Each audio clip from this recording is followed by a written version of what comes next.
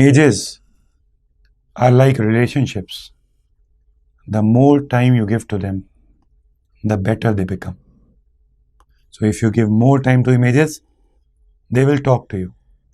Listen to them. Don't hurry. In my country, every question has 40 seconds. 20 seconds belong to an image. Go easy. Remember, in orthopedics, localize the body parts. They love those areas.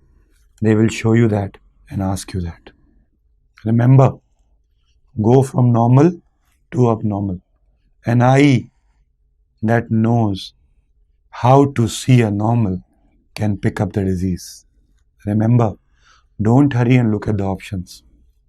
Look at the image, the question, and the options. And sometimes, in an image-based question, you don't need an image. Let me give you an example. Which freedom fighter is not seen in this image?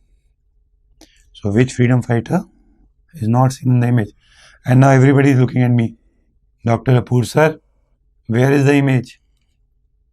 But before we fall prey to it, can we just look at the options? Can we look at the options? Is there a talk about the 4 freedom fighters, or there's a catch? Options are Gandhiji, Lokmanya Tilak, Bhagat Singh, Mickey Mouse. Do you really think Mickey Mouse can be an answer? So sometimes things are so obvious.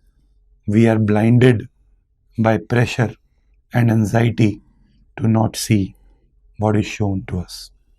As classically, a story of Sherlock Holmes says, it's unnoticed.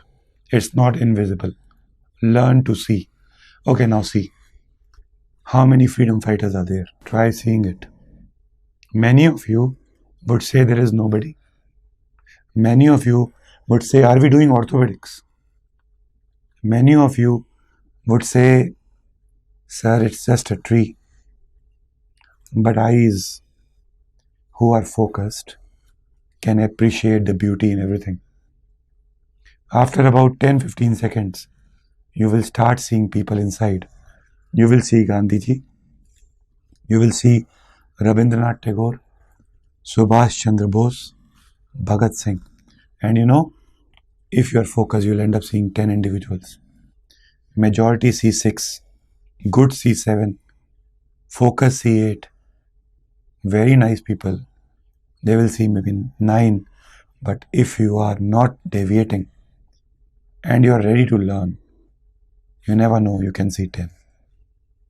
So that's how images are.